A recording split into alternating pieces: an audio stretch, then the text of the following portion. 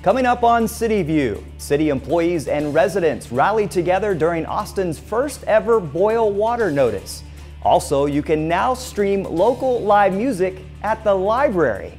And less energy will go into the lighting of this year's Zliker tree. We'll explain.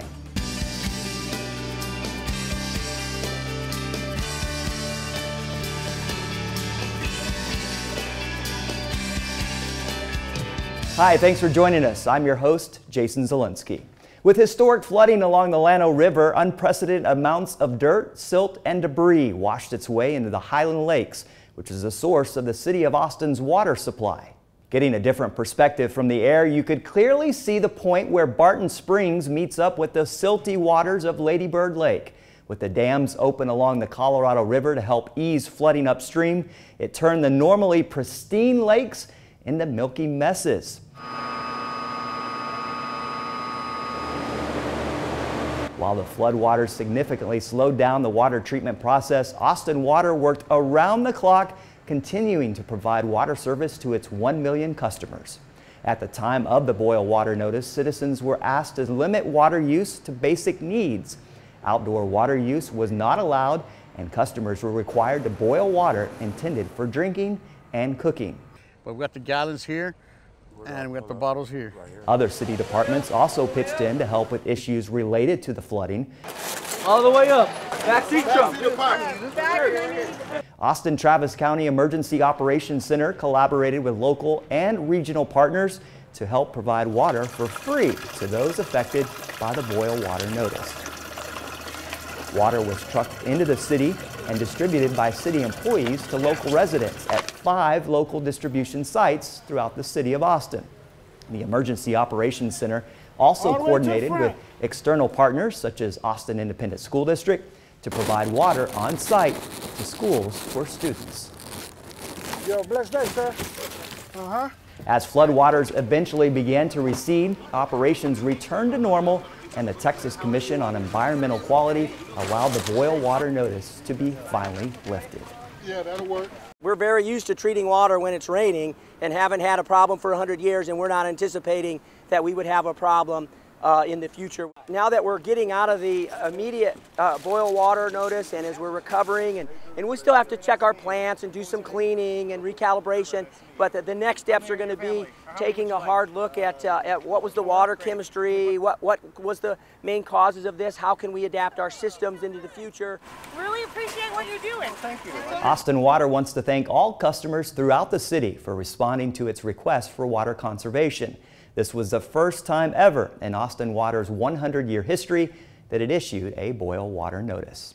At its regular meeting on November 1st, Austin City Council authorized a 20-year extension of the lease for Planned Parenthood's downtown Austin Health Center.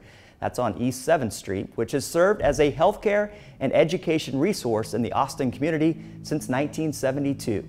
Last year, more than 5,000 patients received healthcare services from the center, ranging from preventative healthcare exams to cancer screenings and testing and treatment for sexually transmitted infections. A further 4,000 Austin area teens and adults were reached throughout sex education workshops and training. Planned Parenthood's sex education programs are offered throughout the community at no cost and in partnership with local nonprofits and agencies. If you're looking for live music, look no further than Austin's flagship Central Library.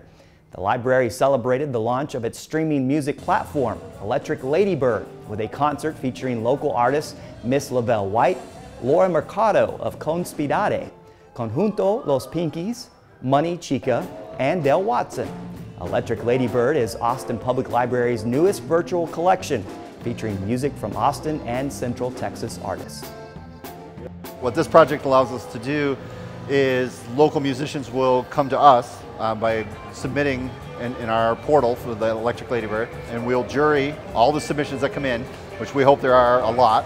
And then starting in early 2019, we'll have 50 bands or 50 musicians, albums that you can choose from to go in for free and get a taste of what Austin has to offer.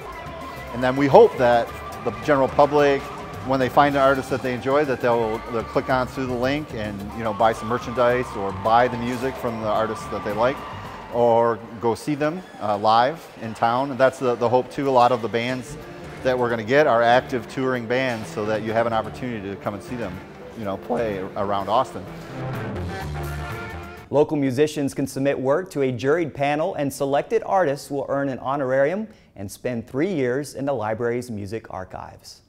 From face painting to free haircuts, the 8th annual Community Connections Resource Fair had something for everyone.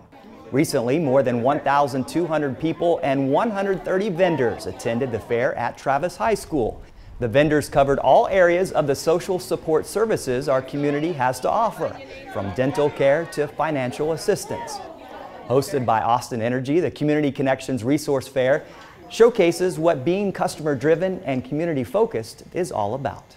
There's food, there's prizes, there are vendors, also employment services available, conservation tips.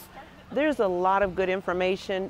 I personally enjoy doing the registration booth every year because I love seeing the faces. The iconic Zliker holiday tree is back for the 52nd year. Austin Energy crews installed the tree in late October using a specialized truck that extends 150 feet into the air. The base of the Zliker tree is one of Austin's infamous moonlight towers and includes 39 strands of lights, which create the ground-twirling thrill Austinites have come to love. Before a single strand of lights goes up, crews carefully install each bulb. Then each strand is hoisted to the top of the tower using a pulley system, requiring radio communications between the operators at the top and those on the ground. The entire operation takes about 5 hours to complete. This year, Austinites will see something a little different in their holiday tree. 4 strands of colored LED bulbs were placed on each side of the tree. Now that LED bulbs are more affordable, Austin Energy is testing the strands because they draw only 0.95 amps of energy, while an incandescent strand draws 16.8 amps. The utility hopes to switch to all LED bulbs for the tree in coming years, which would save the city more than 618 amps of energy. That's all for this week's City View. I'm your host, Jason Zielinski. Our next episode premieres Monday, November 19th. Thanks for watching.